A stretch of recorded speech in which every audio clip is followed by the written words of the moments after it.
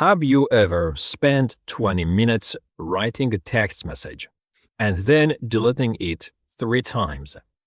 Or replayed a small mistake from years ago in the middle of the night for no reason at all?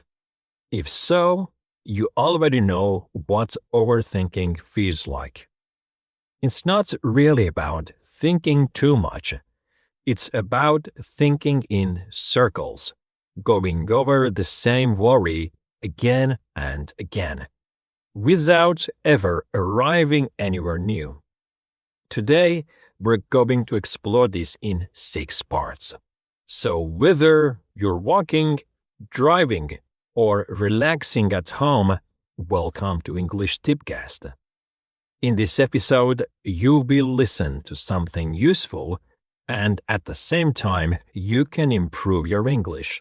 So, let's think deeply together. Let's begin with part 1. Thinking versus overthinking. Thinking and overthinking feel similar, but they're not the same thing. Thinking moves. It gathers information, considers options, and eventually reaches a decision. Overthinking doesn't move. It repeats. You ask the same question in slightly different words again and again, but you never actually get closer to an answer. Psychologists sometimes call this rumination, mentally replaying a problem without making progress on it. The strange part is, it feels productive while you're doing it. It feels like you're being careful, responsible, thorough. But going in circles isn't the same as moving forward. Now, part 2. Why more choices make it worse? You might expect that having more options make decisions easier. Often, it's the opposite. The psychologist Barry Schwartz studied this and gave it a name: the paradox of choice. His research suggests that too many options can leave people feeling more anxious, not more free. Think about choosing a restaurant from a menu with 5 items, compared to a menu with 200. The second menu sounds better, but it often leaves you more unsure, not more satisfied. Modern life hands us huge menus for almost every decision: careers, relationships, even how to spend an evening. More options were supposed to make life easier. For our minds, they can quietly make it harder. Let's move to part 3, the story your brain tells you. When we overthink, we usually believe we're being logical, but often we're not analyzing facts.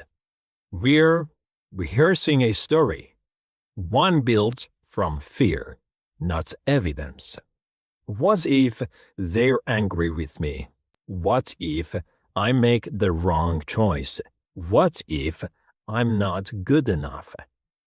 None of these are facts.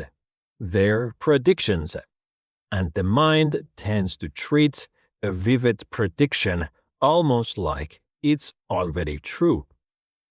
The ancient Greek Stoics had a simple observation about this: we suffer more in imagination than in reality. That's still true today. The version of events playing in your head is often worse and less accurate than what actually happens. Part 4. What overthinking actually costs us. Overthinking doesn't just feel uncomfortable. It has a real cost. It costs us time, hours spent circling a decision that could have been made in minutes. It costs us energy, mental energy that could have gone toward actually solving the problem or simply enjoying the day. And sometimes it costs us the opportunity itself. While we're still debating whether to send the message, apply for the job, or ask the question, the moment quietly passes. Overthinking often feels like caution, but sometimes it's just delay wearing a more respectable name. And now part 5. A swimmer at the edge of the pool. Imagine 2 swimmers standing at the edge of a cold pool. The first swimmer stands there, thinking, it's going to be cold. What if I can't catch my breath? Maybe I should wait a few minutes. 5 minutes pass, then 10. The water hasn't changed. Only the swimmer's certainty that this will be terrible has grown stronger. The second swimmer takes one breath and jumps. For 3 seconds, it's a shock, and then it's simply swimming. The pool was never the problem. The standing and thinking was. And now, the final part, the smallest possible next step. If overthinking is circling, then the way out isn't more thinking. It's one small, concrete action. Not the whole decision. Not the perfect plan. Just the next smallest step.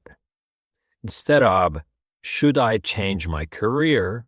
Try, can I send one message to someone in that field this week? Instead of, is this the right decision for my whole life?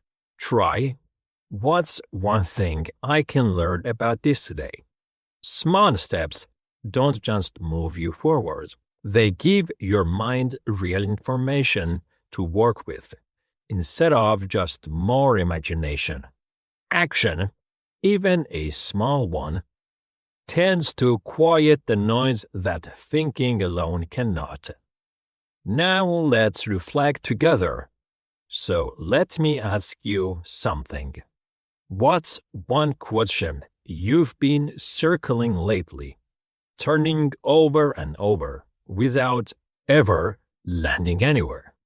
And what would the smallest possible next step look like? Not the whole answer, just the next step. Overthinking convinces us that if we just think a little longer, we'll finally feel ready.